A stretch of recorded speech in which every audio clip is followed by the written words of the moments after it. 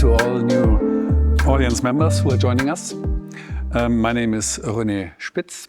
I'm part of the board of the IF Design Foundation, an educational foundation that is dedicated and committed to scientific research and education in the context of design. I would like to introduce you to Annette Diefenthaler. She's also a member of the board of the IF Design Foundation, and we will both guide you through this event today. We believe that design education needs to evolve, which was a clear finding of a study we conducted between 2016 and 2021.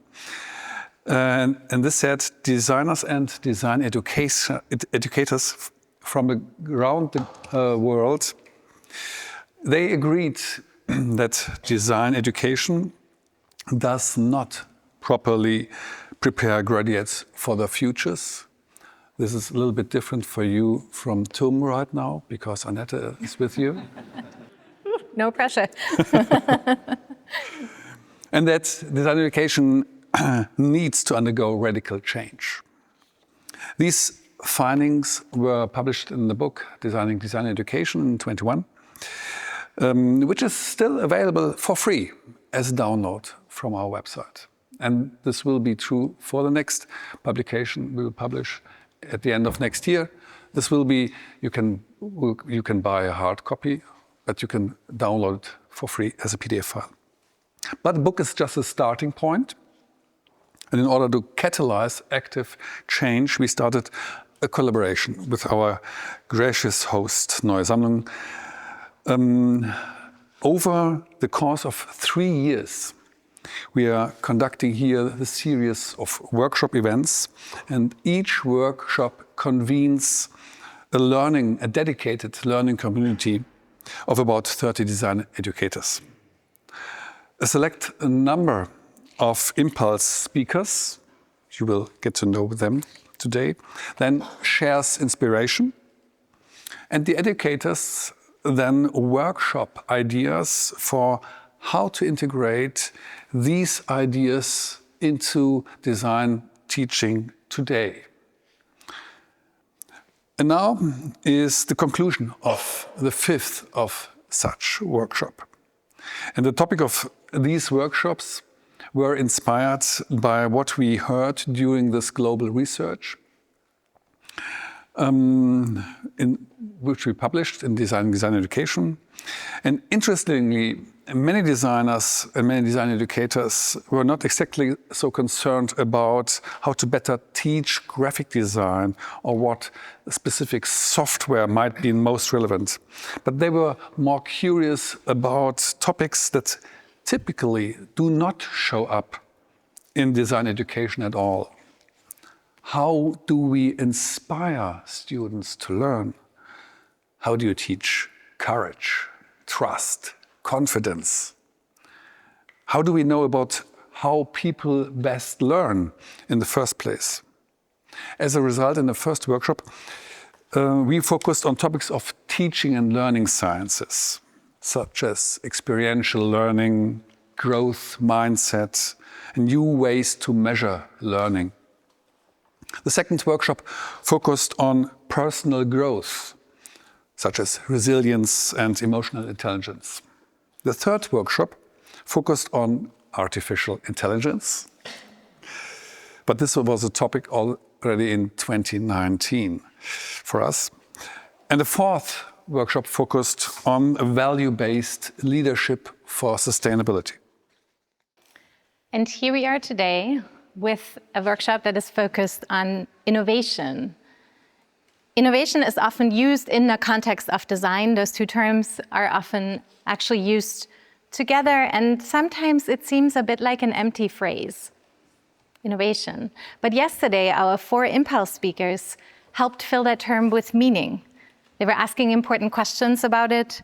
They shared examples, most importantly, that made tangible what that means, what innovation actually is, and why it matters in the context of design education. And our community of educators, I'm so thrilled to see you all here again. You engaged in activities in how to try to actually then integrate that as we go back to our courses, classrooms, and all the other things we do in practice. I do want to also extend a very warm welcome to the many students who are here today. I'm so thrilled to get to know you and work with you over the course of the next semester. So thank you for being here. And I would like to invite those of you who have just joined us today, and we want to share with you both the inspiration as well as the plans that the educators have made. I'm a little bit nervous because all those of you who will be in my courses in the next semester can hold me accountable to what you're going to hear today. So I'm going to do my best, I promise. But first, I would like to invite Gareth Loudon to join me up here. Professor Dr. Gareth Loudon is a professor of creativity at the RCA, the storied Royal College of Art in London. He's also the head of two programs, the Master of Innovation Design Engineering and Master in Global Innovation Design, which I run jointly with Imperial College. And Tom actually has a collaboration with Imperial College too. He is an engineer by trade, and he has led international transdisciplinary research projects in both academia and industry, including work for Apple and Ericsson Research in the design and development of new software and computer-embedded products. Gareth, you shared some really inspiring examples of innovations that have come from the program you ran at RCA. And I thought that it was really interesting that you said your program really focuses not just on solving problems, but also on generating questions. Yep. I'm really excited to hear more about that now. Thank you so much for being here. Thank you. Thanks. Yeah, lovely to be here and to be with you all. I'm just going to do a few minutes sort of explanation of my ideas around key elements of innovation that I think are important, particularly for my students, but more broadly out there in the world. So I was asked to talk about innovation beyond design, and as Annette was talking, I think obviously there's a strong link between the two. So we'll go into that a little bit.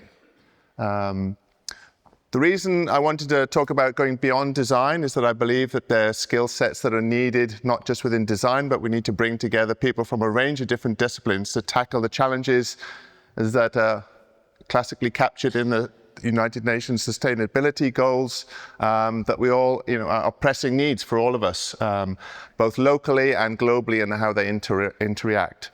So my work, particularly with students in the Royal College of Art, is addressing some of these types of issues in a small way, perhaps. And I'll show you some examples towards the end of my talk that you can get a sense of what the projects that they're doing. I also want to give a little bit of background to how we try and deal with bringing together skills and the importance of bringing together skills from different backgrounds, what we call interdisciplinary or transdisciplinary innovation. So I'll briefly explain what I mean by that and why I think that's important. And our philosophy and our approach is to tackling these types of issues. So the reason I just give you one example, you can read that, maybe I won't go through it all. But if you're trying to address climate action, there are a whole range of factors, if you're going to do it well, that you need to consider that cover a lot of different skill sets and knowledge bases. And that wouldn't just lie within any particular discipline, whether that be design or engineering or natural sciences, physics, biology, or whatever. So there needs to be a collaboration, in my view, if we're going to tackle these complex issues. And the programs that I run jointly with Imperial are aimed to sort of addressing some of these types of issues. So therefore, I really wanted to talk about the power of transdisciplinary innovation in particular. It's not that specialist skills are not important, obviously they are, but in addition to that, the power of this type of approach I want to touch on. So you hear these terms around a lot, and I thought I'd give you a quick difference and definitions of terms you might have heard: multidisciplinary, interdisciplinary, transdisciplinary. There's some debate between the differences, or are there any differences between inter and transdisciplinary? We can argue maybe at some point, but I guess transdisciplinary is very much about that transcendence of disciplinary norms. So you're coming together, and it's particularly suited, researchers would argue, to tackle these more complex interdisciplinary challenges that we all see in the world. Versus multidisciplinary, it's more about just coming together and cooperating, but staying within your own discipline and with your own area of work. So that's not that level of cohesion or transcendence that you might see in transdisciplinary innovation. And this is the area that I'm particularly interested in. But there are challenges with that. Trying to bring together people from different backgrounds to work together and moving beyond their discipline and their ways of thinking and their ways of working is not straightforward. So some examples here, different culture, different frames of reference. If you're taught through engineering versus through anthropology or through design, those frames of reference and the way of seeing the world, the way of addressing the world through methodologies and methods might be quite different. The way you see and objectives you set. The different languages, even within the disciplines or between the disciplines, can be quite problematic because you misunderstand each other possibly. So there's personal challenges also related to gaining trust and respect from others from different disciplines. As an engineer, it was an eye-opener when I first met designers back in the mid-90s when I was working for Apple, and they started asking very awkward questions that I was in a group of about 20, 30 PhD computer science and engineers, and we were very good, but no one had ever asked those questions. And it blew my mind, and I thought, oh, this is rather embarrassing that this person, and when the designer for their point, they were blatantly obvious questions to ask, and we'd never asked them. And that was my first turning point and insight, saying, I can't go back and just work in my own discipline. From now on, I have to work transdisciplinary. And since '95, that's basically what I've been doing in various forms. So I think this creative process, this design process, innovation, I'm not going to go into debate on the different names and what they might mean now, but again, we can do that another time. It's a messy process because you have to work out what to do as well as how to do it. One of the challenges for our students is we don't tell them what brief they need to work on. They have to discover. The idea of discovery is incredibly important. Once you discover where you need to position yourself, working out how to do it on one level is somewhat easier in my view. But that's quite different for, for example, engineers coming from that type of background. So it's a messy process. And it's iterative, it's confusing. So how do you navigate this space? This is something I'm particularly interested in, and still interested in finding ways through it. So I wanted to give you some examples from one of the two programs that Annette mentioned, Innovation Design Engineering. As you said, it's a master's program with Imperial College London. So it brings together the skills of engineering, science and technology of Imperial, together with the skills of sort of design, arts and humanities from the Royal College of Art. I think that's very powerful. It's been running for 44 years, way before I joined.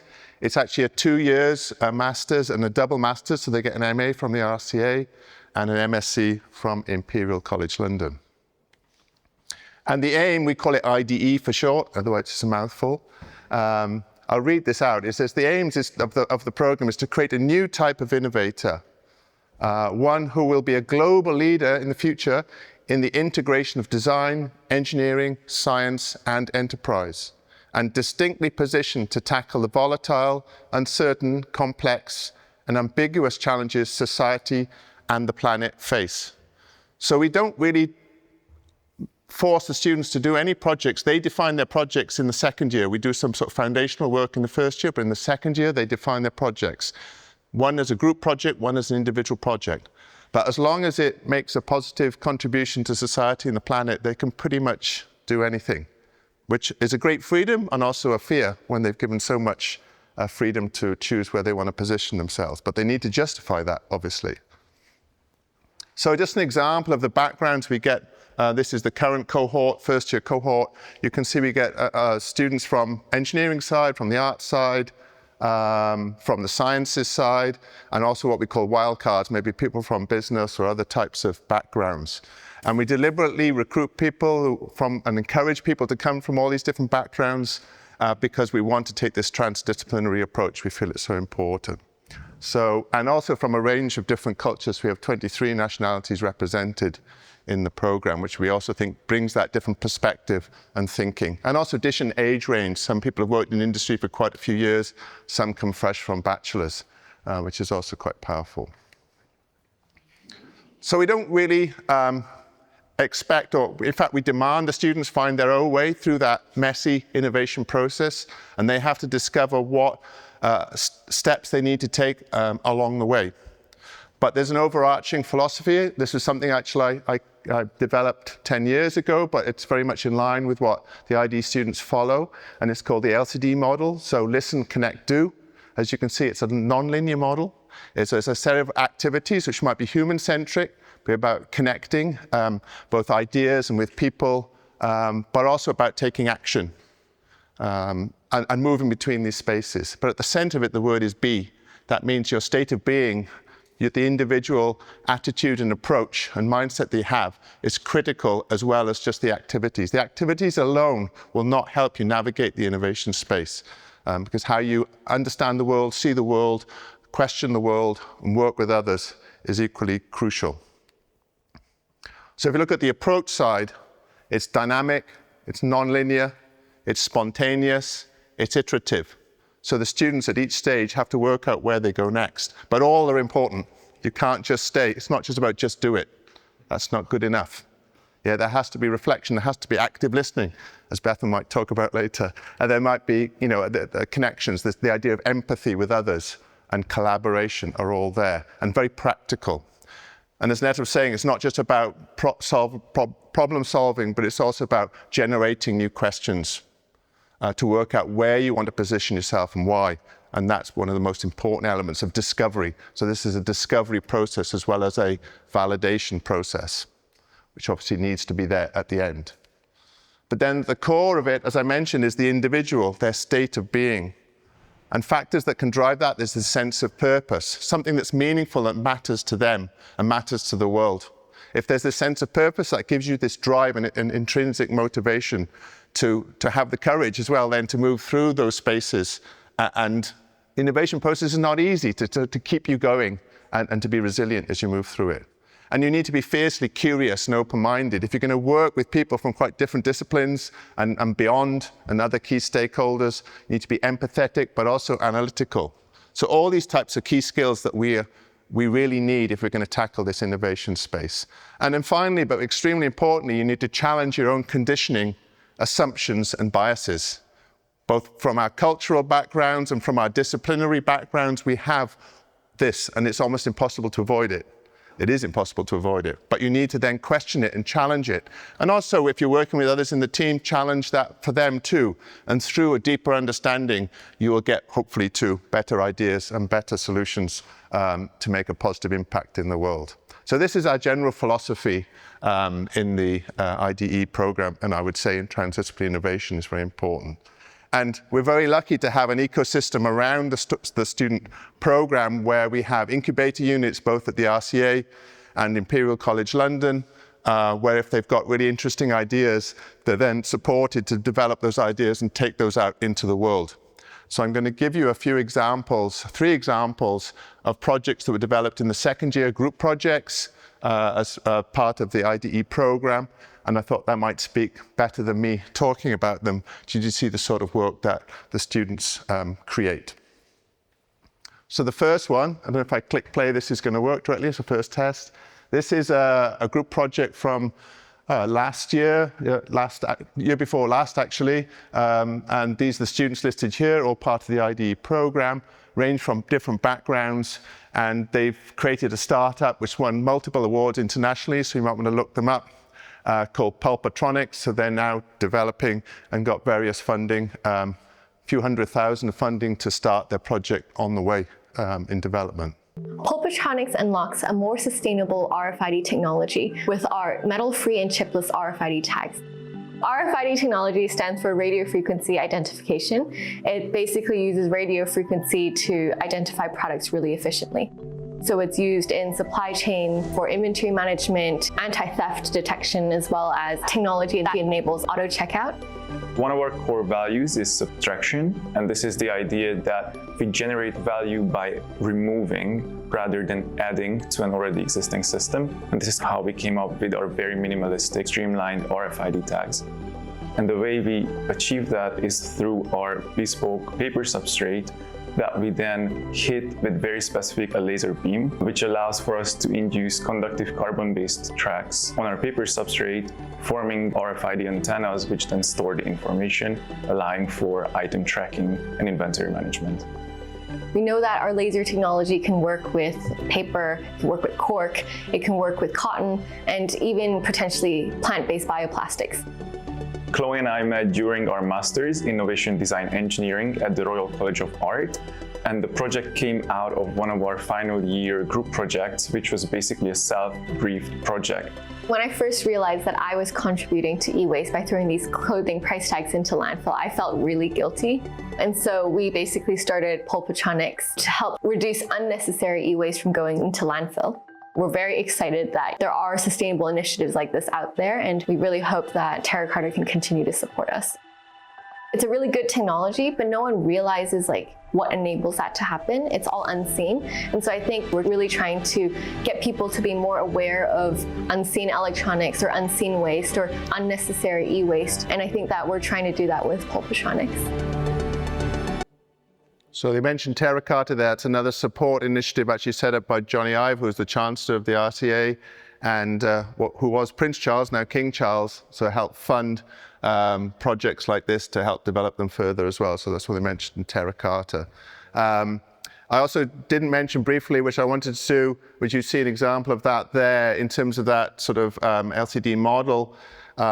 It's not a human-centered design-driven approach, although human-centered design is an element of it. It's not a technology-driven approach of innovation, but there's a technology element of it. But hopefully you can see from those examples, there was very much a sort of connection with people and understanding people, but also technological experimentation, but more from a creative design perspective than a classic engineering perspective. And those are core elements as part of the process that we do encourage the students to use for discovery, not just for final testing. And you can see maybe some examples there. Another example, this is from this year, another group project, my students, and I'll let them introduce themselves.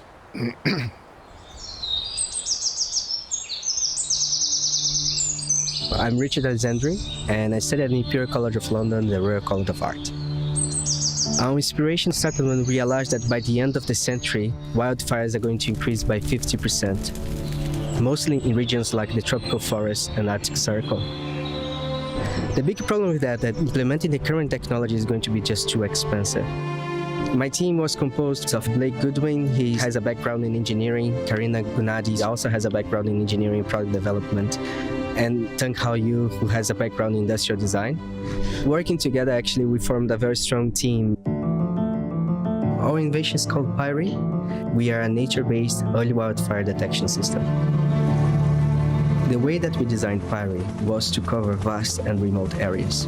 By using, for example, firefighter helicopters that already exist, we can scatter this through forests. And then when a wildfire starts, the heat activates the power source that sends signals to communication towers already available in the region.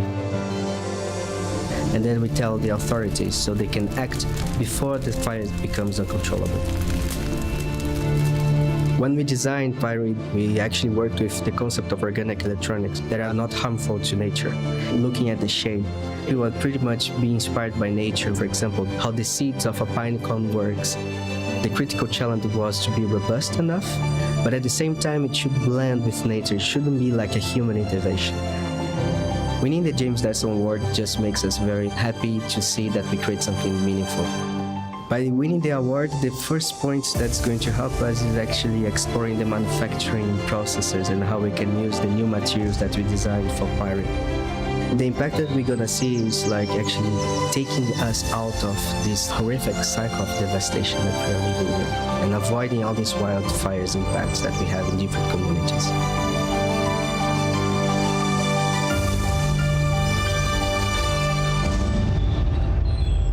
So you can see they won the James Dyson Award, which is the main UK award in design. In fact, ID have won it for the last 3, perhaps 4 years in a row. So done pretty well. You maybe got a little shot of some of the studio space. So experimental needs studio space in my view. So that creative space I talked about is very important, and you maybe got some insight to it there. The last one I wanted to show you, and then I'll finish my talk, is a project from 10 years ago. I was not part of the group at this time. And actually this was interesting because this started as a group project, but as a side project. It was not something they were formally asked to do, but they wanted to do it anyway. And Some of the projects you saw are more material-based, some are electronics-based. This one is very much a material exploration of biomaterials, which is something we cover in the first year as skill sets as well. And this NOPLA, it stands Not for Plastic. They've just secured $25 million to develop this work further this month. So I'll let you see what that's about.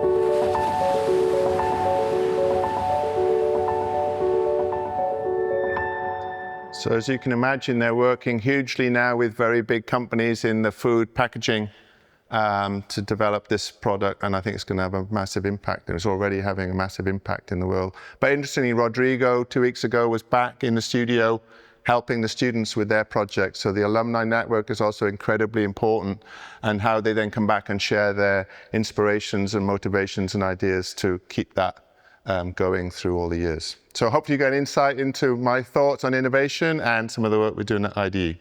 Thank you very much.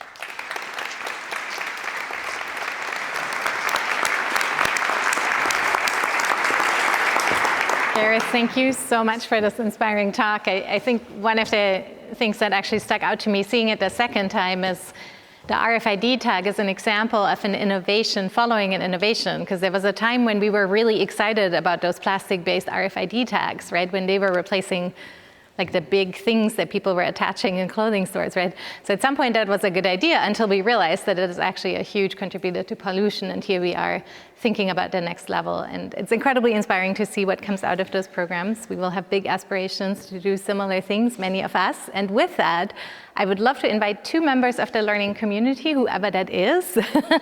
Great, awesome, Daniela. And so just for context, for those of you who were not here over the last couple of days, there is a group of folks who have worked together since Tuesday evening, who have heard the inspirations yesterday, and then came up with ideas for what we might do to take that back into our classrooms and environments. And these two are going to now share with you what that group has come up with briefly. It's a very, very brief inspiration only, just because of our timing constraints. Super. And if you would just very briefly also introduce yourselves, we tend to forget that. Thank you so much. Hello, I'm Karen Nennen from Rheinische Hochschule in Cologne, and there I'm working as a professor for media and communication design. Yes, hello everybody. My name is Daniela Kirchlechner. I'm a professor for integrated design basics at Münster School of Design. And I'm really happy to be here. And the first thing is that I really want to thank Gareth again for these insights and for the inspiration to integrate some of the ideas, some of the structures into our curriculum and our design teaching practice. So we picked out two topics which we want to, or we thought more deep about. First is to build a team, how to build a team in a student and optimize that. Team scouting is the first thing, then to create a culture in this team, to create a safe space, which is very important, I think. We talked about 1 year they got in this excellent master program We don't have the time, I'm afraid, but it's a challenge anyway. A safe space to play, to trust each other, to find confidence. Yeah, these are all elements we take with us and think about it more deeply. And thank you for that as well. And I hand over to Karen. Yeah, for me, it was also a very inspiring talk from all of you, but for you too, from you too. Our second part was finding the right questions.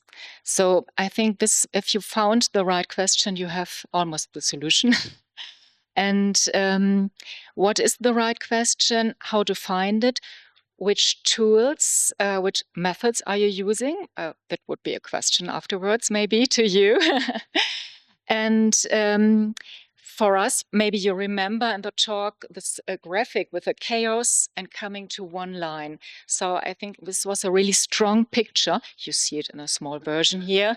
This was really a strong picture for us to find after research, fieldwork, visiting clients, talk to them, go to craftsmen and so on, to find or to observe everything, to find feeling for that topic, and then to bring that information together to a synthesis, and then find the right question. This is a really important work. So this is we find a poster for that, and thank you.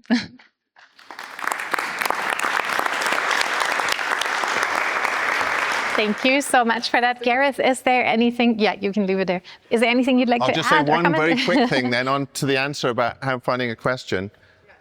So it's not about just being passive, I guess, and connecting to others. I talked about connecting and listening, and that's maybe the human-centered element, seeing what's out there, but also being active in trying stuff and provoking and challenging. And through that, you can discover questions as well. So that's why I say it's a mixture of different approaches, creative approaches, imaginative creation, as well as understanding and connecting with people from different backgrounds. So to me, that mixture is very important. Totally. Yep. All the students here in my course, we're going to spend the next 4 weeks searching for questions. So get ready.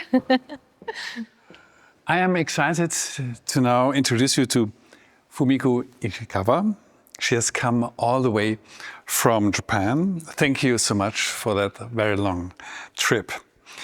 Fumiko is an entrepreneur and co-founder of Republic, which is a think and do tank based in Tokyo, Japan. Fumiko does what many people aspire to do, fostering innovation and collaboration through social entrepreneurship. And she has played a pivotal role in empowering diverse creative talents and organizations across literally all of Japan. Republic's clients include local governments of Fukuoka, Hiroshima, Kobe, and Satsuma Sendai, companies like Hitachi, Sony, and Fujitsu, national governments, several ministries. Fumiko, one of the sentences that really stuck with me from your talk yesterday was, and I quote, "We are flipping the exclusiveness and ownership of innovation." Please share with all of us these inspiring examples of how your work does just that.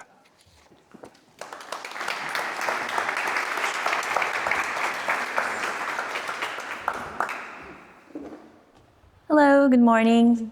So thank you to Angelica and then everybody who has really prepared throughout and allowing me to come over all the way from Japan. So this would be a concise version of what I have presented yesterday, and I tried to tweak a little bit so it won't be too boring, but let's see how that goes. So I named this the multi-layered innovation, but that was basically the whole concept of the workshop. But I would try to focus more on the aspect of innovation, design, and design education. This is the group photo of a Japanese company, which you find it rather odd because we are I'm not even sure where I am. So, but we are quite happy and proud of having such sort of like a mixture of, we had some Russian, Italian people as well as designers in the team. And we had been relatively diverse in the range of age and gender. So we call ourselves as a think and do tank because we feel that there's so much to be learned from different practitioners all around the world. But at the same time, we are never sure what really happens and works in the actual context. So that's what we have been practicing. And briefly, René already have mentioned, but we do work from up north from Hokkaido to south of Okinawa. We ourselves alone cannot make this happen. It's really a connection and the sort of a collaboration together with the local administrators, designers, entrepreneurs. All these people make us happen things on the ground. Maybe there are 3 P's that we kind of make sure we will address in any of our projects that we do. And those are place, people, and practice. It's quite amazing how ignorant we can be when we are sitting or living in one place. Often, especially when it comes to rural parts of Japan, there is this lack of confidence that makes you feel like, we don't have this, we don't have that. Quite often, it's the Starbucks that people refer to, young people saying, we don't have the Frappuccino.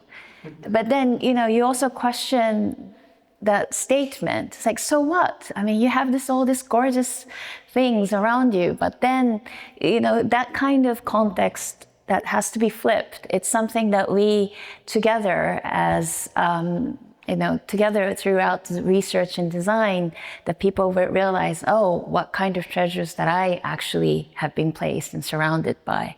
So basically, it is about the people as well, and then the place and the practice that we actually try to make things happen. I think the current context is something very global rather than Japan-specific.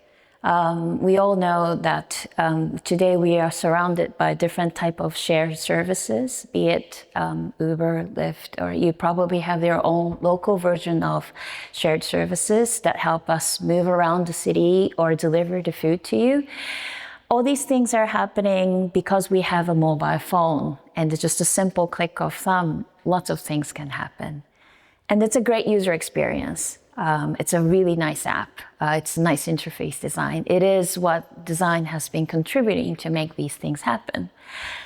But we have to ask ourselves what collectively in the city, what is going on? And already some statistics since the 2007 and 8 has been saying that, okay, all these share rides, right after all these things appeared in the city, the statistics in New York, statistics in San Francisco, they show that the number of the cars increase, the congestion has been taking place in all the time slots throughout the 24 hours. So it is great, that is very convenient to you individually, but how is it as a city? Is it really getting better? We have to ask these questions, which is a very complex one because it is beyond one individual designer's role that we have to think of this. So that's why, as Gareth was also saying about the transdisciplinarity and then also like collaborating with different parts of professions, this is really, really important and valid in today. Now, this is a gorgeous, colorful photo, but it is actually on the green field, there are colorful bicycles basically abandoned. These are also the same consequences. These are the bicycles that have been thrown away after the startups in China has bankrupted. Bigger or smaller, these kind of things are happening all parts of the world. But in this case, yellow, pink, all these color-coded bicycles, they're only being used for just like a couple of months or maybe maximum a year or two. And then these are abandoned and the number really exceeded over like tens of millions. So this is kind of the framework that we kind of start thinking about. So it is the individuals that we deliver, maybe we may be delivering apps and phones, but then probably we have to think in the organizational level, what is it that we're delivering?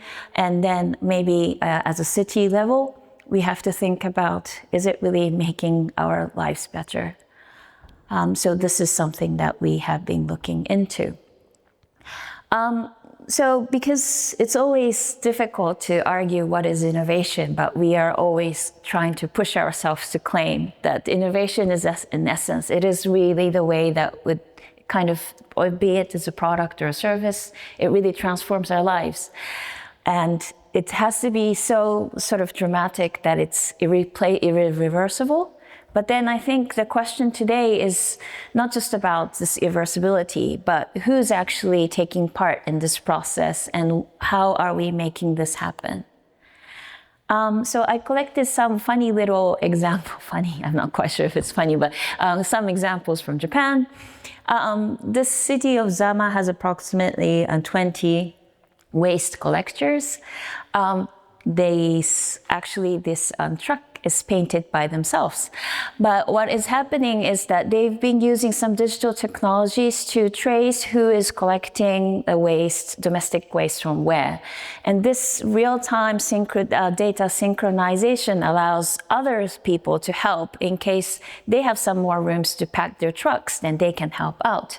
So before, all these kind of waste trucks, they've been just collecting as much as they can and then just going back and forth between the city and the collection center. Now they can synchronize. Now it seems like a really small thing, but what is going on is that all these 20 people, they can go back home at the same time because they are helping each other. But before, when you didn't do that, it was just individual work. This is a city of Inami. It's sort of in the sort of like a coastal line of Toyama Prefecture. This is a wooden craft town. They have been really proud of their craftsmanship, but then they have been suffering from the depopulation. And then they have quite a lot of akiya, which is the abandoned house, which actually occupies 10% of the Japanese houses today. So they realized maybe they should renovate. And since they have also their skills of craftsmanship, they can also teach their crafts for the tourists who would stay. So they have now this place called Bed and Craft. So if you stay there, you can experience all this craftsmanship in the room, but also in the morning, you can also make crafts on your own with some experts who, this guy actually also can carve Buddhas. He can also help you out on the carving as well. This one is the video. I don't know if any of you have been to a place where the garbage has been thrown away. I don't want you to focus on the garbage itself, but the fact that I was there to take the photos and can bear with it. Typically domestic wastes, when they're collected, it has a certain sense. So it's not really a very comfortable place to be sitting in. This is a town called Osaki. They managed to decrease their waste by 85%. So 85% of the domestic waste they've collected are now recycled. And it took them 20 years. But then the city and the citizens, they are collaborating to make this happen. Okay? And then this is the letters are missing, but this is one of the daycares in Kirishima City, which you guys have worked on the workshop yesterday. They harvest rice, they cook food. It's not really obvious, but this little 3-year-old is holding a knife, which is kind of scary, but they can cut by themselves. And then actually making miso. Miso is a very important ingredient for us to make everyday soup. But then using the local rice, local salt, local koji, which is to help the fermentation. I heard from the teachers that the smell of the fermentation, the kids can tell when to make the miso. And they say, oh, it's today, but the teachers can't tell. So the practice makes it, you pro. So by the time that when they start making miso from the 3-year-old, by the time that they graduate and go to primary school at the age of 6, they have done the miso making for 36 times. Make them, pretty good master of miso making as well as the grannies do. So they're kind of skipping some of the generations, including myself. I've never made miso, to be honest, but these kids can teach what it means to be circular and to use local food and to even use your senses to make some, domestic food that we use every day. So these are some of the examples, and these are not the projects that we've made it, but these are the cities that we collaborate with. But we do teach, or we do somewhat take citizens of different cities and towns along in the process of innovation.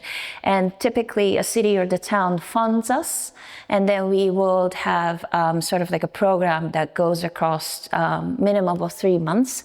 So they have the ways to be engaged with the other professions or the places or resources that you are having in that place.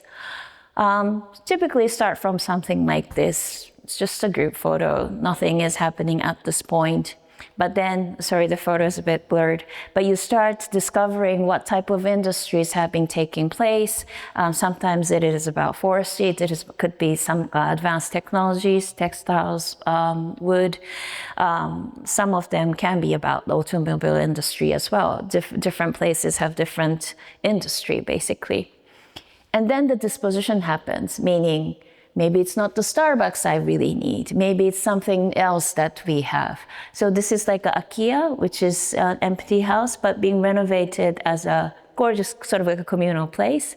But once these things happen, it's not the homes that you need to fill in. It's depopulated. You don't have enough population anymore. But what is happening is that you will have within the city little pockets of places where people can come together. Also, like you saw in the bed and craft example, it could be also a place for different experiences where people coming from outside can experience. We're also in the process of making renovations ourselves. It looks quite bright, as you can see, but because we're using some of the tent canvases, so some of those old homes, it can be very cold, but we're kind of making this canvas as like a filter and a wall and insulation, which makes sort of like a quick renovation as well. Sometimes it goes beyond individual support or fostering them or educating them. We also team up with the cities.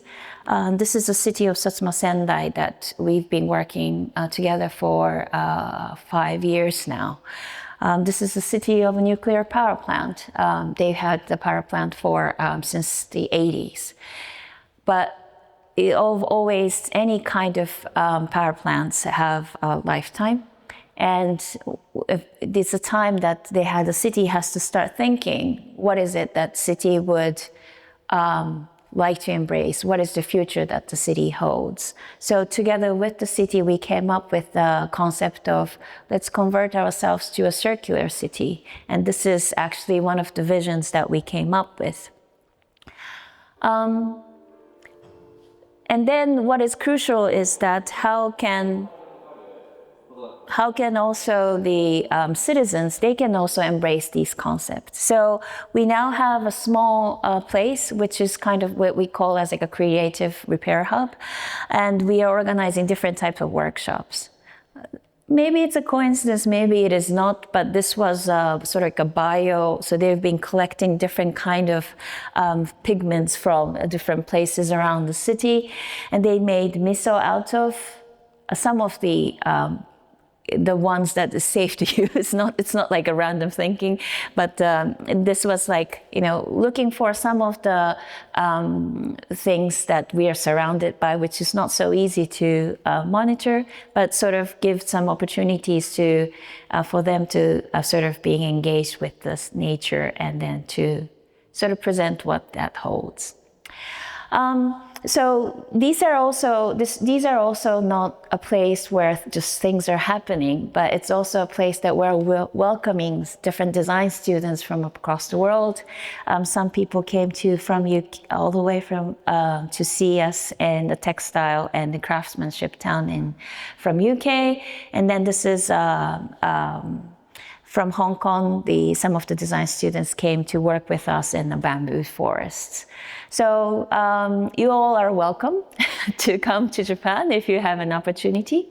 And I would like to sort of conclude with some of these things that we're seeing. So I think design education now has quite a lot of challenge. There's so much to be learned, and you have so little hours or maybe just 1 or 2 years to really cover some of those important aspects. So our invitation is that once you're in the city, there are some resources, there are other things that you can engage with, and these can be ways that some of the students, well, be it a teenager from little kids to adults, they can be engaged with and grow together.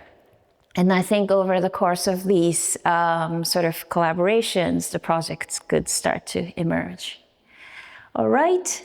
And this was what I think René was quoting. So it is really not about just believing in some of the really smart, talented students, but it is also a process that we're opening up this design and innovation process for everyone, because it gives such a powerful skill sets to the people who will be engaged with. I would like to conclude my presentation with this one. Because of this program had this weaving textile pattern, and I was like, that really reminds me that probably, using all these resources and people and weaving some unique patterns, it's more like, the process of textile making.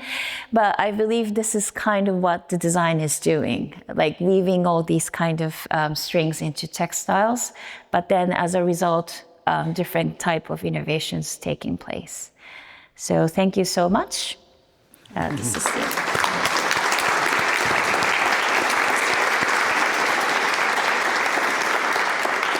Thank you.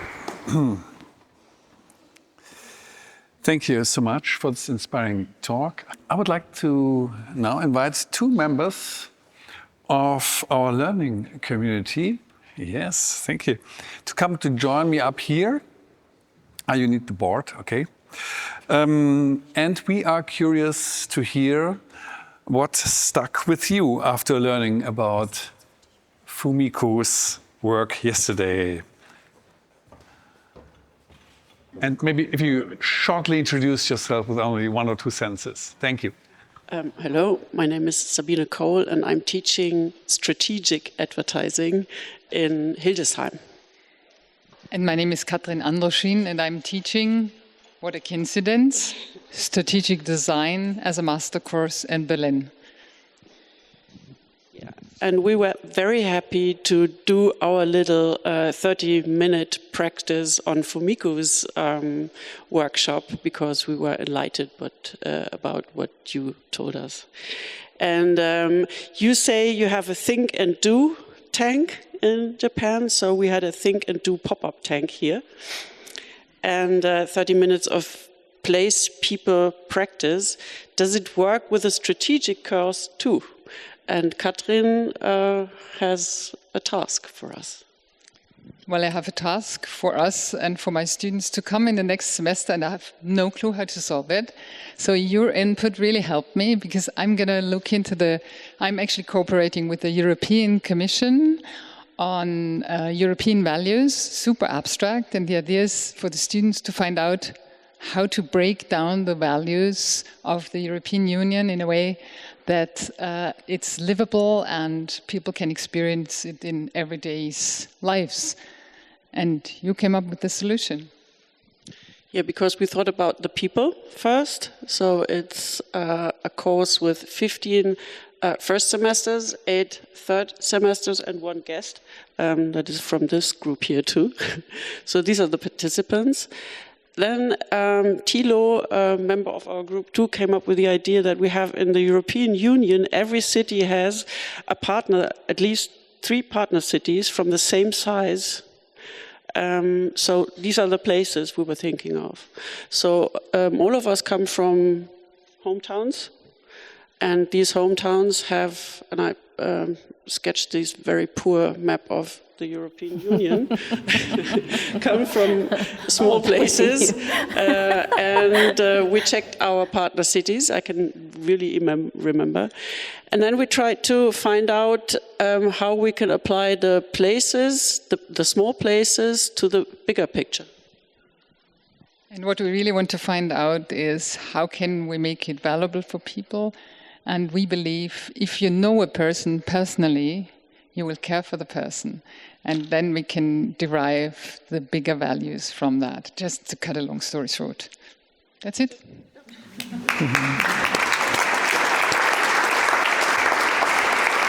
Thank you. Thank you. Fumiko, is there anything you would like to add or ask? No, definitely. I think we have been also inspired by some of the European efforts in really reinventing the cities. But also, definitely, some of our projects were done nationally. So, like 5 cities per year or semester. So we've been doing that. So I definitely see how it can be done. And actually, those kind of ripple effects between the cities, they kind of also inspire each other when you do things at the same time. So definitely, I think that's a route. And I definitely have more things that I could provide as an information. And hopefully we can also, see that happen. Thank you so much.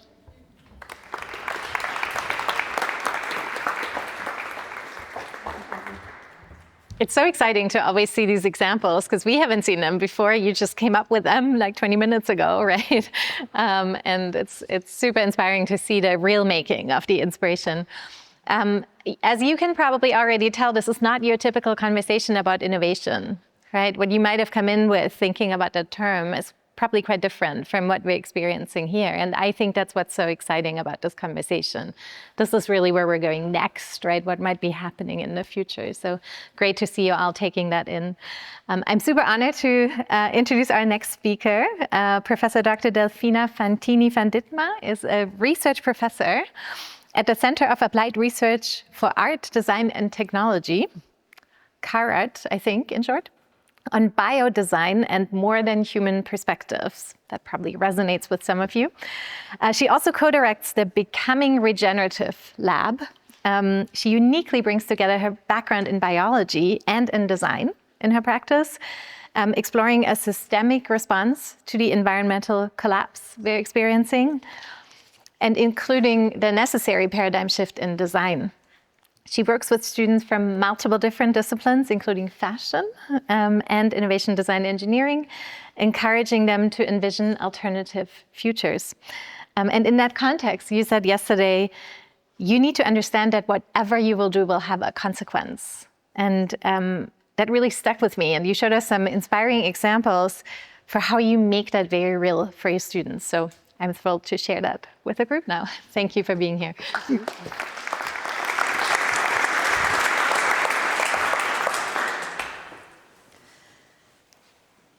Welcome for this last day of the workshop. Today, I'm gonna focus in regenerative design. And as Annette really well put, we do need to change the paradigm in design. And I guess the main task that we have is to be more conscious of our decisions, but also to really understand with these various polycrises that we have as a society, doing less bad is simply not enough. And we also need to understand that the knowledge and ability to industrialize the planet, as we've been doing at least very exhaustively for the last 100 years, is very much not the same of the skills that we need to heal it. And I think where we need to stand in the beginning is we are part of nature. Nature is not something else that is out there and is distinct from us. And here is the Oxford English Dictionary definition of nature: is the phenomena of the physical world collectively, for example, plants, animals, and other features and products of Earth, as opposed, and that's the key word that we kind of need to reconsider, to humans and human creations. So what is fundamental for us to re-understand is we're part of it, and this objectification has led us to extractive practice and various different imbalances. In addition to that, and this is also very relevant for design, is we need to decenter the human. We need to move from a dominant perspective to a common collective. We're not at the top, and we're not in the center. And this is, I think, the ground to then introduce you to regenerative futures, in which the main principle is to be aligned with the living. And I'm going to reinforce it, doing less bad is simply not enough. We have to choose our future consciously by design. Design, as you know, is omnipresent. Think about your life, so many design objects, and also design decisions happen in the cities and in your home. So design is important. And by saying you need to be very conscious of all of your decisions, I really want to say this in an encouraging way, meaning you have to be more conscious, but design is important, and we need creative people still working on this. And this is a quote from Daniel Christian Val: if we choose life and the health and well-being of the whole biotic in biology means the living, we need to start exploring how to co-design and co-create diverse and locally adapted regenerative cultures. And for this, we need a scale of actions. This is an example from an investigation in Berlin, in which there is a correspondence between microbe diversity and food health. So as you can see, designers could engage easily in the very micro element, but also in the very broad sense of that bioregion and that specific community. And we do need to pay attention to all of those relationships. And for the talk this morning, I'm going to focus specifically in regenerative design innovations. So where they operate, and you can see them in the middle, they have a very good understanding of living systems. They understand that there's some economic system going on in the world. There are new materials out there, there are new technologies, and there are also social dynamics and communities to consider. The first example is from Daisy Ginsberg. She's an architect and then studied a PhD at the Royal College of Art. And what she did was to use AI to attract pollinators by designing gardens with an online platform. So this platform is available free of use, so all of you can go in. It's called Pollinator Pathmaker. And in the platform, you will see a few parameters. For example, how is your soil? It's more like clay type or more chalk. Then the pH, the acidity, if you know it. If not, it's also a default setting. The light, and what it come out is, for example, this would be if you input a rectangular garden, it will come this design with some color patches, and every patch you can see then correspond to a flower species. And what this means is that if you plant your garden accordingly to this outcome by using AI, you will then have a very high chance of attracting pollinators, which is so important to restore urban settings. Another example is Madeira. And what they do is to support farmers in India to transition from chemical-based agriculture to regenerative fields. I'm not sure how many of you are perhaps super aware of the food industry, but a big problem that we have now is monocropping, and the fact that they also use so much pesticides, so then the soil is really eroded. So one of the ideas of transitioning into regenerative design is to reintroduce multi-cropping, and in this specific case, also stop using pesticides. So what they do as a design community is they provide a platform, so they teach these farmers of how to transition from one practice to another. But it wouldn't be enough to help farmers transition and increase the health on that soil. You obviously need to find them also clients, so then they can sell this very valuable, very good for the soil material. So they also connect the farmers with the potential buyers through their platform. And in that way, they really are reducing the carbon, how water intensive it is, and obviously the reliance of chemicals. So they're regenerating soil by bringing health back, which is also then bringing insects. And then they are including in their process the local ancestral knowledge of these groups of farmers. So they co-design up to 3 generations of farmers, which I also think it's quite a beautiful feature that they're doing. So what they do is they help farmers with ecological assessment, compliance. Obviously, if you're going to sell to a big company, you need to have all the metrics and all the certifications. So they help them with that.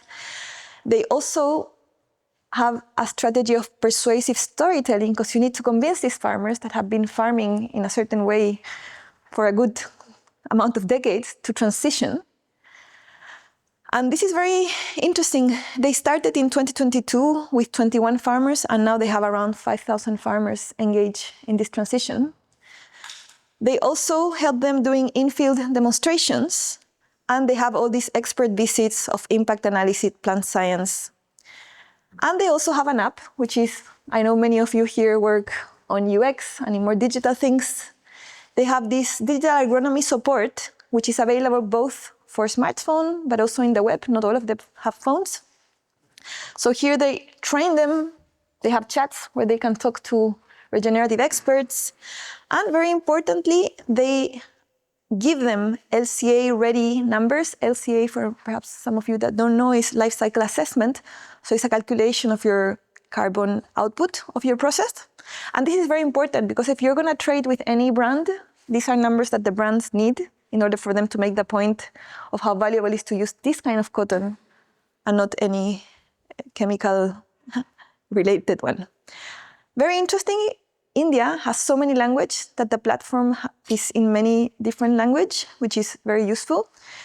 And in the app, there are different features for farmers. They also have all the metrics, how much they've been producing, how much the crops are yielding depending on what they're doing on site.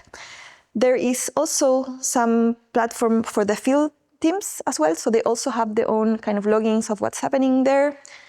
As you can imagine, when you don't use chemicals, sometimes this can easily lead to like a emergency crisis of some kind of pest or some kind of problem with the plants. So it's very good also to have these two very, very fastly connect with experts. And also on the other end, this is a platform for companies to really understand how much better is this practice by showing how much water are they using, how much CO2 is being emitted in a negative way, and also all the profit that this is producing for these farmers as well. Saltico, it's another super interesting example. They graduated from innovation, design, and engineering. And here you can see a picture of the peatlands. Maybe counterintuitively, peatlands are way more effective in carbon capturing than forest, and they're very undermined. So what happened is the carbon is sequestrated, but due to the climate collapse and warming, when the water evaporates, the carbon also is re-released to the atmosphere. So this is a very interesting place for designers to look at. And then on the other side of the screen, you can see the team. There is someone from chemical background, there is an engineer, there is one person from business, and there is also one designer, and I think this was fundamental for this to really take place. So what they did, and I really want to say the story of how this story started. There in the beginning, we're looking at some things around Bristol. As Gareth said, the briefs are very, very open, so they have to choose what they want to do. And it's also, at innovation design engineering, an important team bonding moment, because you have to decide. So in their case, they went through a road trip, which started, I believe, in Bristol. And at some point, some of them, and I think it was the chemist, said, oh, there is this really interesting plant, so it completely shifted. In Scotland, it's called Taifa. Let's focus there. So it didn't start with a problem solution. It didn't start with all these metrics of the climate collapse. It started really by someone being fascinated with a specific plant. And they were also enough open to completely rethink, okay, let's go for that and forget about our original idea. So they went to Scotland and they found this Taifa plant. And when they cut the head of this plant, they realized that the structure, it's incredibly open, and this has two important meanings. One, it provides warmth. It's very warm to use something with that structure. And due to the location of the plant in the peatland, it's also hydrophobic. So it's a double interesting element. And here you can see how it looks. So it's a perfect replacement for down, feathers, and also synthetics. So that's one element, which could be perhaps like the more biomaterial advantage of having this and not having synthetics or feathers. But what is to me more interesting is the way that they envision the project is, let's stop these peatlands to be suffering from this evaporation and therefore the carbon release. So let's work with these farmers, and I've been talking to them a lot, how they refer to the farmers, they call them these experimental farmers. So they help them to re-wet the peatlands, and as a result, they collect these heads. They don't even need to remove the whole plant, and they create all this new economy, which is enough good for these farmers to transition again from chemical-based practices to this. They have been super successful. Many big companies have believed on them. They have more than 100 fashion brands interested. H&M funded them some years ago. Currently, they're working also with Stella McCartney and many other projects. So what really enabled this innovation? The transdisciplinary team. Gareth already went through this very unique setting of having the Royal College of Art with a background in art, design, but really partnered with Imperial College, which provides the science and also the technology. And later on, it came all the business support that they have. And to me, a really good learning about this case study is creativity came first. They really had an intuition. They were able to drop their initial ideas. And then the business model came very after.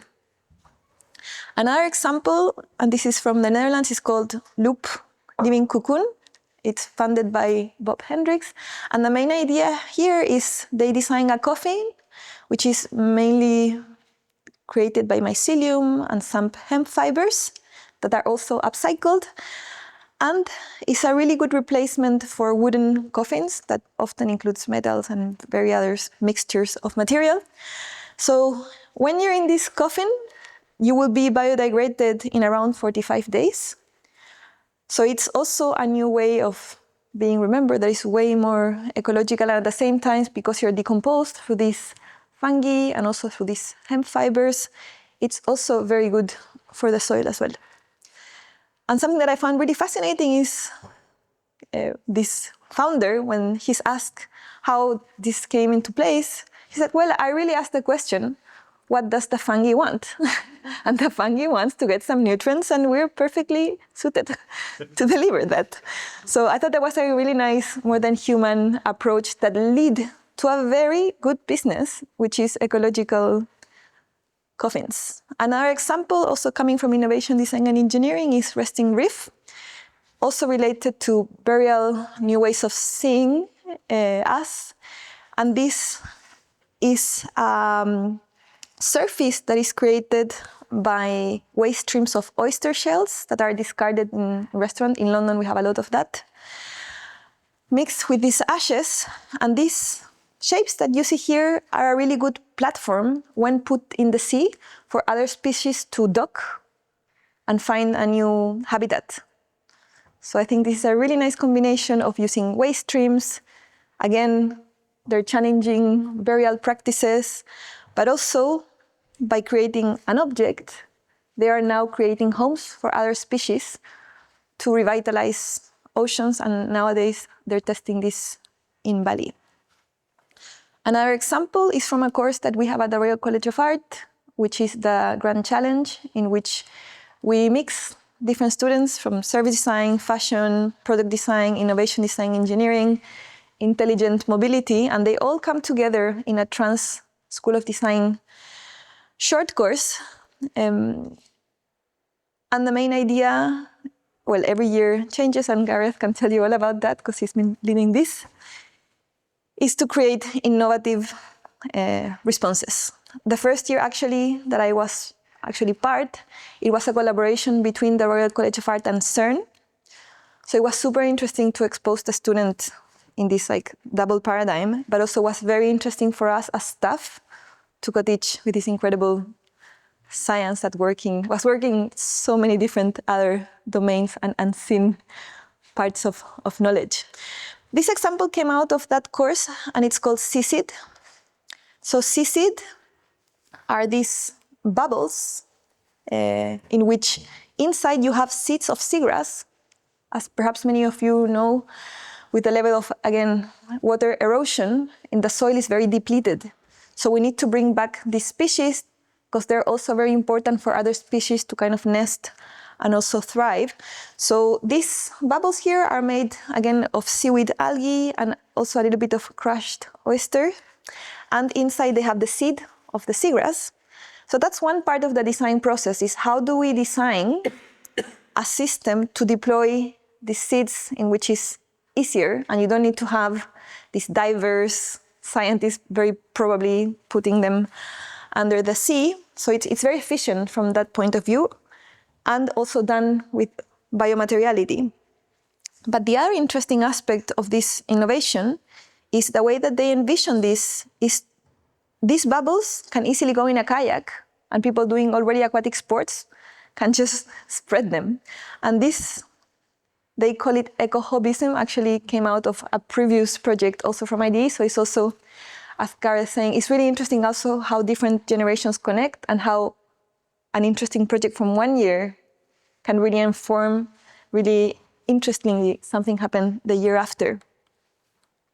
So main insight for these regenerative designers and innovators, they really start exploring regenerative potentials. It's not a problem solution. They have this genuine interest and passion for something. They create and co-create and care for non-humans. And they, in the end, found economically viable ways of doing this. So I think this is very encouraging. And this is very close to the closure of my interest. I really believe that design has the opportunity to reconceptualize and replenish futures.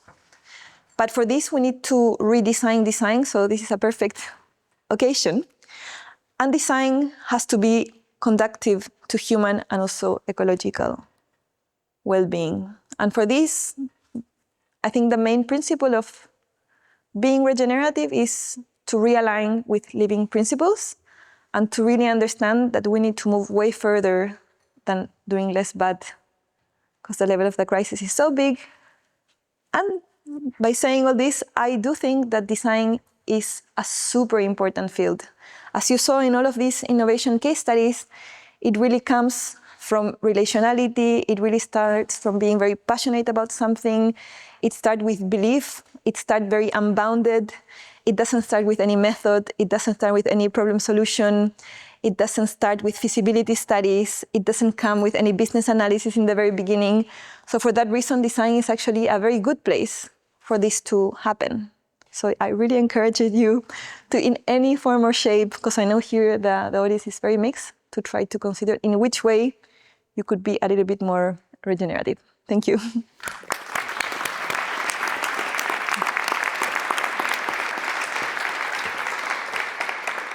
Thank you so much for sharing this, Delfina. I think one of the things that I find really striking also is that I think we tend to think of regenerative practices or sustainability or so as something that's very necessary and often very serious, right? And there's a through line in the examples that you show where there's an element of joy and delight and fun in it, right? Like the kayakers who are going out there and distributing something, or kind of the road trip that led to the exploration, or even the coffin, right? That then becomes something really special. And I think that's really important to remember, right? We can't actually save the planet if we only do it because we have to, right? And if it kind of feels like this tough thing to do, but design can really help make that something that's fun and delightful and joyful as well. So that's really cool. I'm excited to hear from two folks from the learning community. There you are, about what you're taking away from this. And don't forget to introduce yourself super briefly at the beginning. Thank you.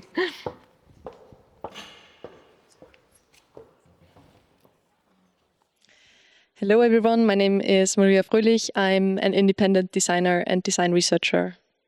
Hello, my name is Birte Ludwig and I'm a teacher, lecturer in Germany and in Austria in 4 different universities of applied science, and also working in the creative industry. And the two of us are standing here because it magically happened that we are wearing the same outfits.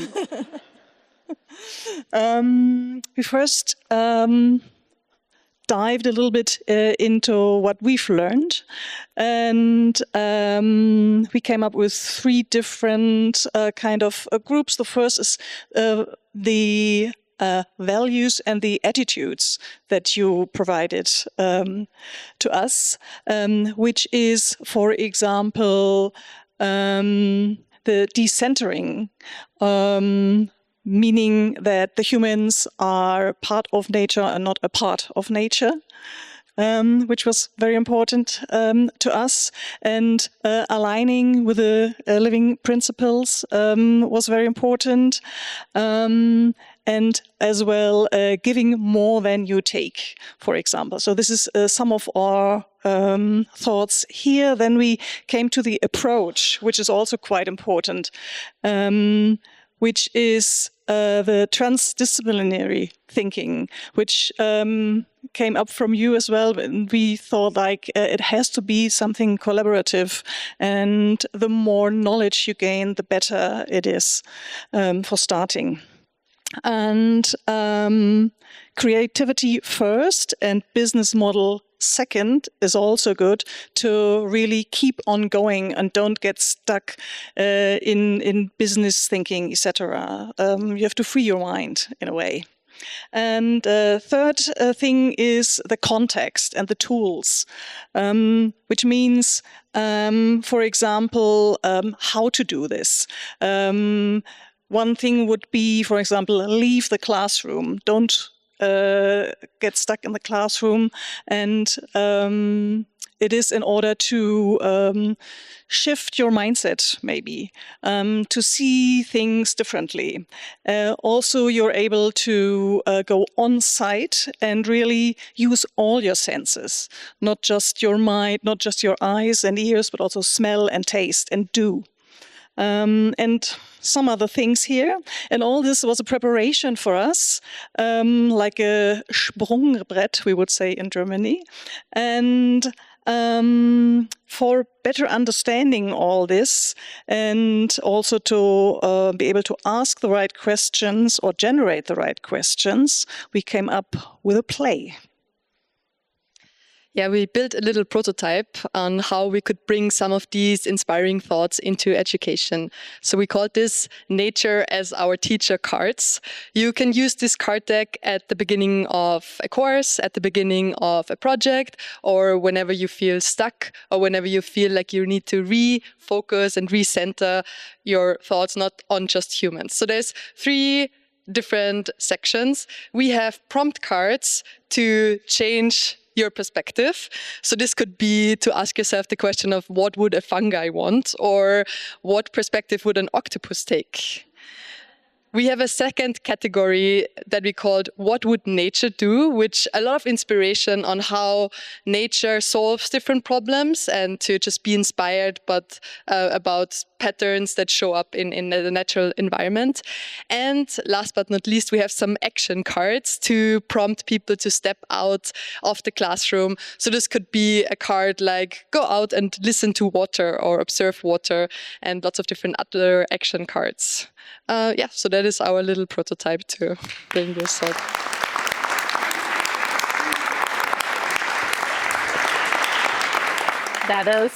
That is amazing. Students in my class might have to get ready to, you know, be an octopus or something. So think about that. Is there anything you want to add or ask? Yes, I mean, well done for the action cards. I really loved that it's not only asking very good questions, but it's also a call of action. So how in the same deck you move from thinking, reflecting, wondering to also doing. Maybe a little addition to your card deck, because I think you should definitely push it. I think it could be a very valuable card set for many of us to use it for very different things.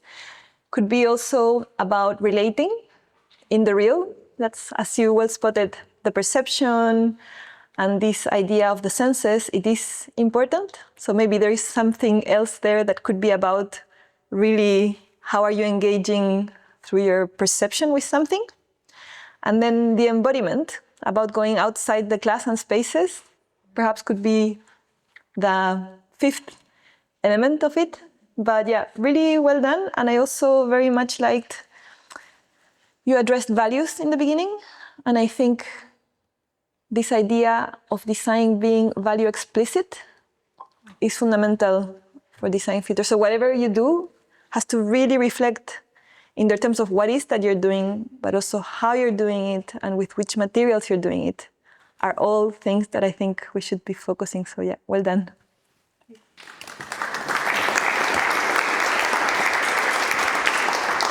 Thank you.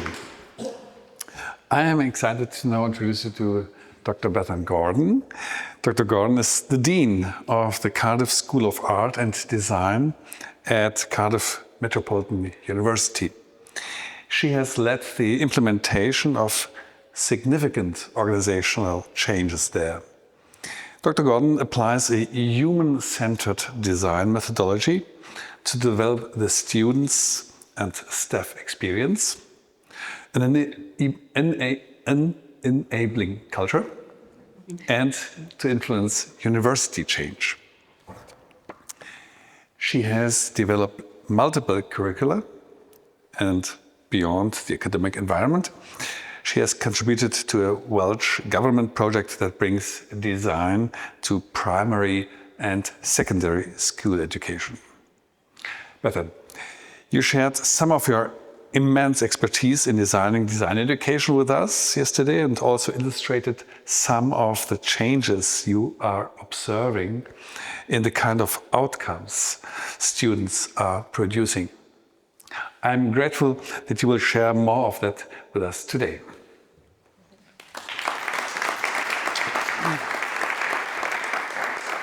Brilliant. Thank you, and thank you for having me. So the talks that we've had so far have been really inspiring about innovation that we can support, the spaces we create to support them. And what I'm going to talk about a bit today is actually zooming out ever so slightly, because if we zoom out and then we look at a whole curriculum framework, how can we create the spaces to be innovative? And as educators, how can we create those spaces? Now, I am conscious that in the audience we have some students. So what I'm going to share are some lessons learnt that can be applied in any walk of life that you're doing anyway. So just for context, I am the Dean of Cardiff School of Art and Design. There are 1,200 students in that school from first years, undergrad, bachelor's to PhD. And what I'm going to be talking about is actually how do you support and facilitate innovation for our bachelor students? And what are the nuggets that enable us to do that? So I thought that actually, and this comes from the Welsh Government work that I'm doing with education and supporting creativity and innovation in children in the age of 4 to 16, because if you're going to change design, you have to start young. So that's what I decided to do, and that's what I'm doing and influencing well, she says. Then actually these terms are terms that the teachers are exposed to, and they always confuse them. They always get them mixed up. So actually I thought, you know what, I'm going to have a go and I'm going to find these definitions and I'm going to put them up there. So let's have a look at them. So creativity. Creativity is a word we hear all the time, particularly if you are creative and you're there going, thank you. Yes. How am I creative? But yes, I am creative. So actually, what is it? It's the generation of new ideas, either ways of looking at existing problems or seeing new opportunities, not to be confused with the skill of being able to draw. So quite often, have you heard that one? Oh, you're such a good drawer. You must be creative. And they're actually, you know, they are two different things. That is a skill, and that skill is required in order to be creative. But actually, it's that generation of new ideas. It's that bringing things together. So hang on, what is innovation then? So innovation is the successful exploitation of new ideas. Now, you might not like the word exploitation, but actually, it's about taking those ideas that you've had and thinking about how can these be applied so there is impact. And it's MIT that says it generates value for the world and has impact. Value is the one word that we have heard throughout all the workshops. And that's the bit that's really important. So it's about that value creation, and value in whose eyes?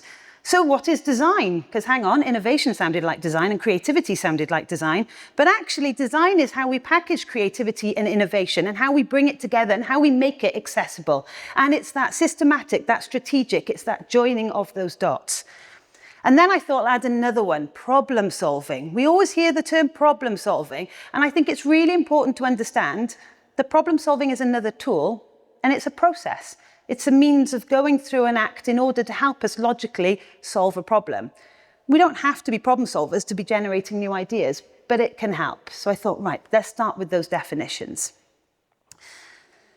And as we can see, and apologies, some of the letters have fallen off, but we have all heard that we are currently in, we're in complex times that we're living in. Now, I'm not sure if they're any more complex than they were 50 years ago, but we just know more about them now because we're more connected. And because we're more connected, then actually we have more of a responsibility to do something about it. But what does this mean to our students and to us individually as designers? It means that actually what we practice and how we practice now is really important. What we leave behind is really important. How we influence the future generations is so important. So my role as Dean has been actually, how can I create a curriculum for our students that spans a fine artist to a product designer, from an architect to an illustrator? How can I create that space so they are continue to question? Because only by questioning can you then eventually start adding value, and actually then we see impact and innovation will follow. I'm a firm believer that if you create the right space, innovation will definitely follow.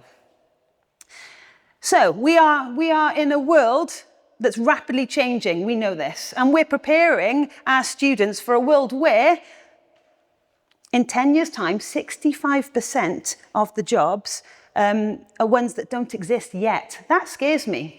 But if I was to ask you 10 years ago what jobs didn't exist that we're talking about now, it's incredible. So actually, if I'm thinking as an educator, and if you're sat here as a student and you're being upskilled for jobs that don't exist yet, then what are the attributes that you need in order to be ready for anything and to be comfortable in ambiguity? And I call it learnability, but it's definitely this constantly questioning, this constantly reflecting.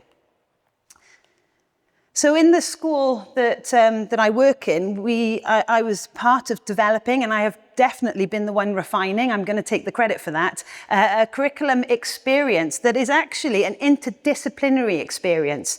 And the reason why this is important is because it's not about disciplines coming together. Because you're a fine artist, you can do the drawing, or you can do the painting, or you're a graphic designer, you do the graphics, I'm the product designer, I'll do the products. It's not about that. It's actually about saying, as a fine artist, you played straight away, and you experimented straight away.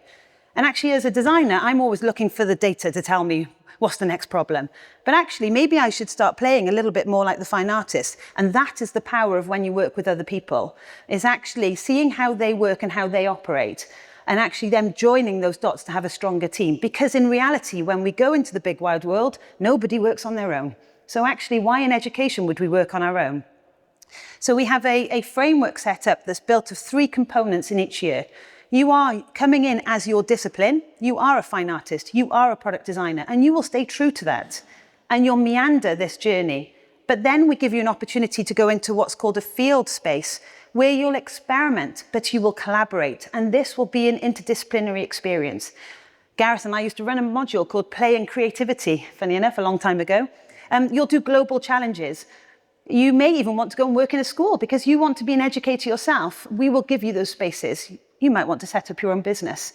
You navigate that in those spaces, but you work with others.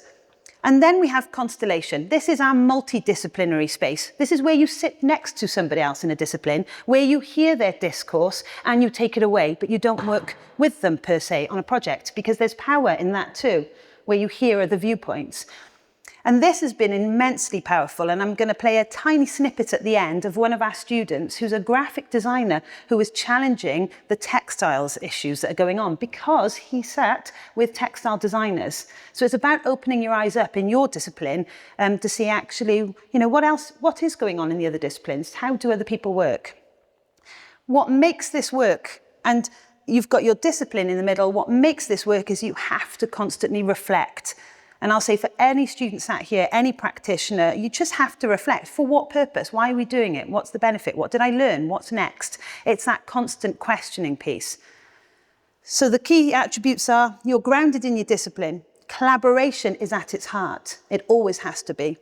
Designed so creative risks are taken and that you do play, and physicality and making are paramount in everything that we do.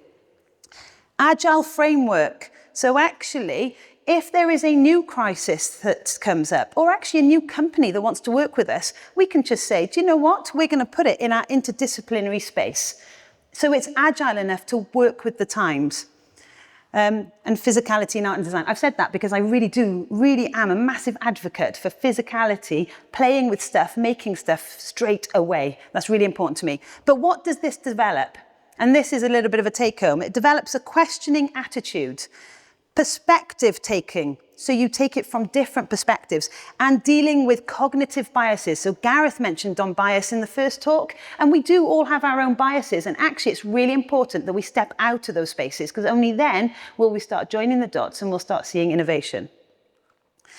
So there's just a couple of, right, I know there's no internet here, but I thought if you wanted to take a picture of the QR code, you can, to then get another phone to QR code it later. I'm conscious of that. But actually, we have some blogs of the stories that our students tell about their experiences that actually I think are quite nice to hear, because it gives you an idea of the different perspectives and the things that were learnt and how you could view the world differently. For those who are students here, actually it gives you an idea of some projects or some things that are emerging and on the, you know, that you hadn't considered yourself. But I also put this little quote in, which is, you know, one of our ceramic students. Now, just remember this as well. A ceramicist doesn't, you know, they create these beautiful pots and they fire their work. They're using all this energy, and then they sell their work, and then they go back and they make more work and they might exhibit it. My husband's a ceramicist. I'm not doing it much justice.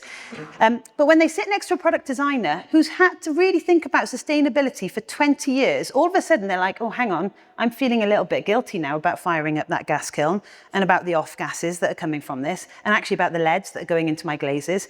So actually what we start to do is we start to seed a difference in their thinking. And likewise, the product designers are always thinking about, well, I was thinking about mass manufacture, but actually what about craft? What about locality? What about that homing and refining of something? And all of a sudden you get this sharing of disposition that's really powerful. And that is the space then that enables innovation. And then very briefly, the constellation component I spoke about, the criticality and that reflection piece, that's the bit where you really see the magic come alive and you hear the innovation in the projects. But quite often it's unseen, isn't it? It's not in a beautiful picture or a beautiful image of your finished work. So what we have done is we've created these podcasts, and I've got literally no more than a minute, because it's 20 minutes long. So I'm teasing you completely with a snippet. but just to prove how one discipline has been influenced by a different space. So I'll play that now. And again, another QR code that is hidden slightly. But these are available on Spotify. I'm particularly proud of that we got them on Spotify. But I'm going to play it. Here we go. See if it works. It is literally the beginning. It's a teaser. I think it's very easy for consumers to sort of lose track of what they're doing, because as we're in a developed country, we don't see these clothing landfills. Whereas predominantly in South Asia, West Africa, and South America, especially in Chile, there's these huge clothing landfill. You see various pictures of it, and also because we can't necessarily see it ourselves, it's quite easy, I guess, to sort of mask it up as a manufacturer and not get consumers sort of bunged up with this idea of what's going on in the other end of the world. Welcome to the School of Art and Design podcast. This series features conversations with undergraduate students around their final year research, driven by their experience within the interdisciplinary academic and research methods module, commonly referred to as the Constellation module within the school. Ignore the cheesy music.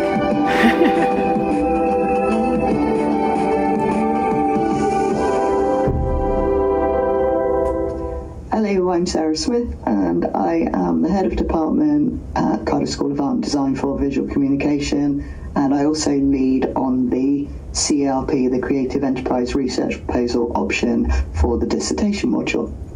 Hello, my name is David Wren, and I am a senior lecturer in graphic communication, and I am Evan's dissertation supervisor this year. Hello, my name's Evan Pritchard. I'm a graphic communication student at Cardiff School of Art and Design, and this is a conversation exploring the research topic that informed my final year dissertation project. Can second-hand clothing markets support a circular economy, and how can we facilitate consumer clothing demand whilst being environmentally conscious? This paper will compare cultural beliefs and subjective norms in different pockets of the globe regarding the consumption of second-hand garments. The focal discussion will be the contrast in East Asia and Western countries, and how people interpret second-hand clothing, whether that be through demand or adoption. So, Evan, when we start this research project at level 5, we task you with identifying 3 keywords. So, can you start us with your keywords and explain how that's recorded? The keywords for my research project was circular economy, sustainability, and contemporary culture. I think these 3 words or 3 phrases are very relevant for my subject matter, as it's what sort of keeps the gist of the business going and projects forward any sort of economic projections. Right, I think it finishes there. So the point that I was making, and apologies about the audio right at the beginning, so this is a graphic design student who's actually been sat in groups with our fashion students who've all of a sudden been influenced by the amount of waste that they're talking about. And we've heard quite a lot of discussion about this. And actually, as a consequence of this, has actually fed this into their dissertation work, which was an entrepreneurial project using the ONCOM framework to support that, and then fed into their final practical work. So that's when you really start to see the influences of it. You can go and listen to the rest of it yourself. And apologies because the audio was a bit muffled at the beginning, but then you can actually hear where they were coming from. So I think, that was just to highlight the power, but I'm just going to literally finish on a question I finished on yesterday. So if innovation is the successful exploitation of new ideas that generates value for the world and has impact, we're here as educators to create spaces for our students to be innovative. That's how I see it. We're not the ones generating innovation. So my question is it innovative curriculum, or do we design experiences that enables innovation? And actually, I think it's all of it. Thank you for listening.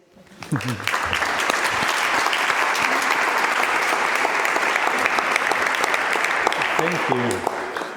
And now I'm looking for the 2 members of the working group to present. Oh, okay, you're presenting.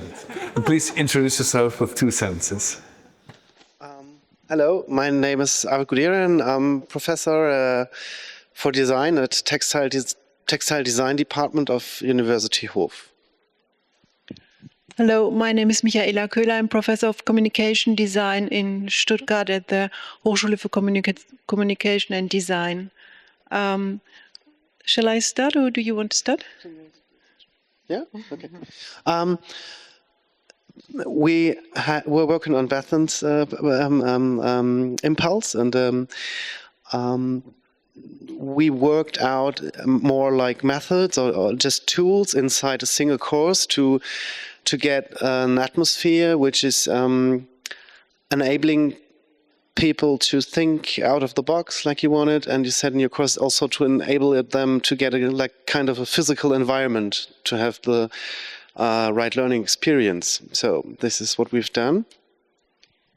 And we want to encourage our students to leave their boxes, because in general, when they start studying in our universities, they have a very conventional thinking, and we want them to turn around their perspectives. And it's not so easy, because they are always thinking that they have the solutions in their heads, and we want to open them and encourage them to taking risks, as Beth told us. So thank you very much for your speedful and for your focused talk. We were very impressed. All of the talks here, but very impressed also of Beth. So our idea is that we created a risk toolbox from our team. We have a name. Yes, it's called, could you please say it, Christoph, our name for our... Yes, we created a Maca toolbox, and we wanted you, students of design students, to interact with us. So we open the box, and please take a pic. I would encourage the students which are here. Nee, die Studenten sollen das machen. Erste Reihe. Because the topic is design education. What we are here for, to improve our design education. So please give them to everybody one of these things. And could you please read it? Try and error. Try and error. Side review. Side review. Physical thrust exercise. I'm not sure I can read this handwriting. Autoethnography. Autoethnography. Blind tasting. Egg and spoon race. Visual diary.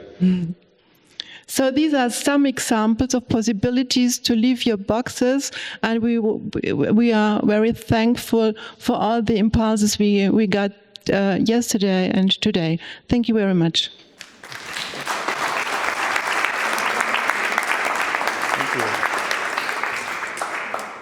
Thank you. Bethan, anything you would like to add or ask the group? Sorry. I love the idea that actually I can come here and learn something new and have my own take-home and multiple take-homes. I suppose the question is, when they have these questions, what do they do with them? And what, so how will an egg and spoon race, how will the egg and spoon race help them take risks? I'm curious, but maybe it's another discussion, because I'm really keen to take this back, and everyone's going to be doing all of this in my school. Thank you, Bethan.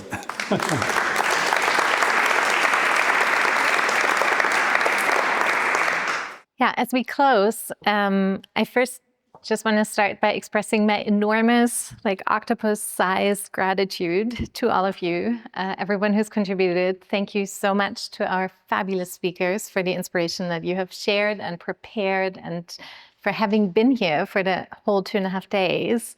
Thank you so much to our learning community for your engagement, for showing up, right? For being in conversations, even at 5 p.m. when we started yet another workshop, right? And continuing to keep that going. And thank you so much for those of you who've joined us today and have come in to take a peek into what we have done. Thank you for the students who are here. That was quite an array of things to see.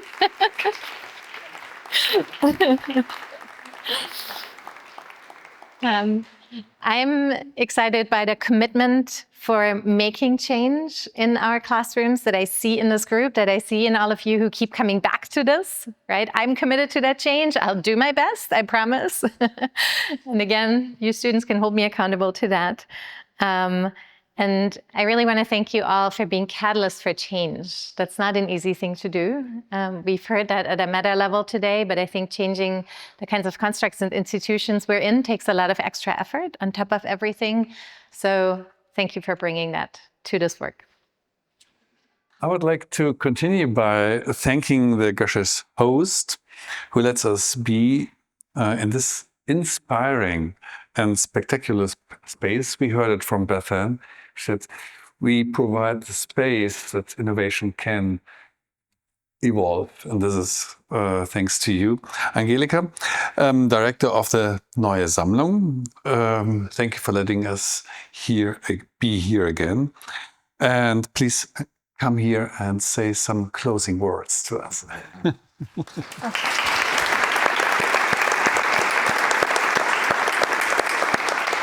So I have to start with a big, big thank you for Annette Diefenthaler, Christoph Böninger, René Spitz from the IF Foundation. Thank you so much. You made this happen. So thanks a lot.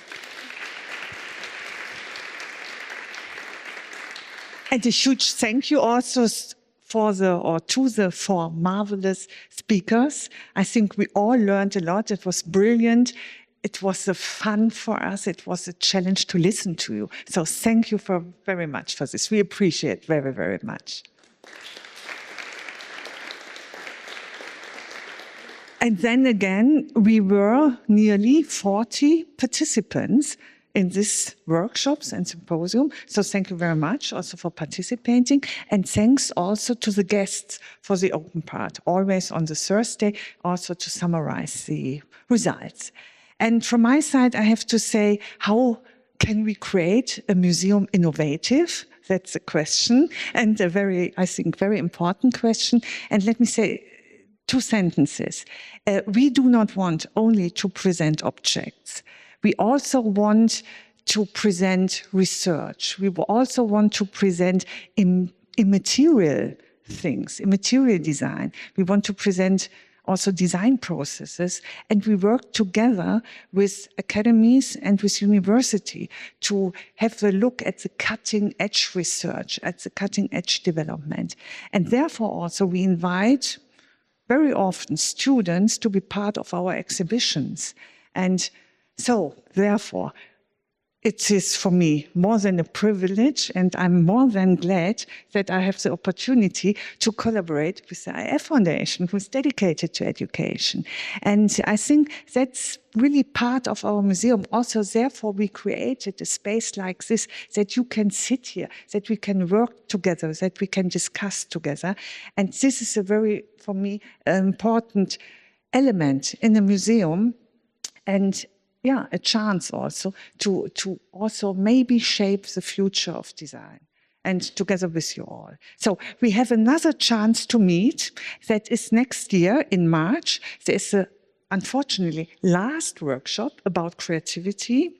And I think we also proved that we are a little bit creative, and to have a more talent, to enhance this talent, we can meet next year. And we have the book in November. So looking forward for that. I'm very curious. And again, many, many thanks to all of you. And yeah, and I think we have the chance to discuss now after the official final end of this 5th symposium. Thanks a lot.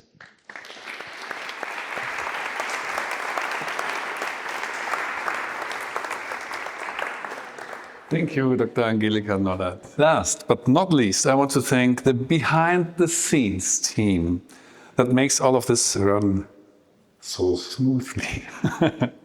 First and foremost, Stephen Stannard.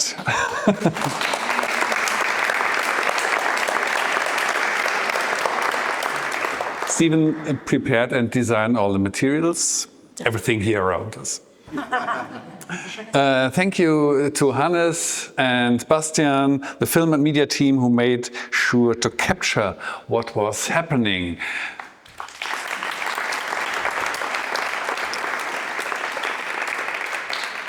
Thank you to Aaron for the photos. We will share them with you, and thank you to the audio and media team that you took care of all of the recordings. Thank you.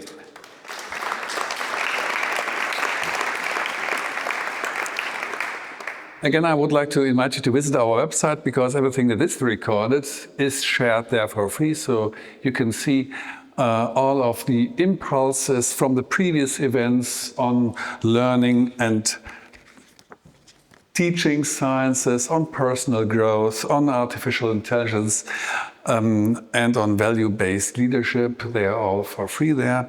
Not yet the workshops, but this will come. And luckily, as Angelika said, the series will continue. Our next and final event is in March on creativity, and save the date, November 20th next year. We will present the next publication on this project. And yes, of course, we would like to see many of you there in March and in November. Now, please enjoy some conversation, and thank you again for being here.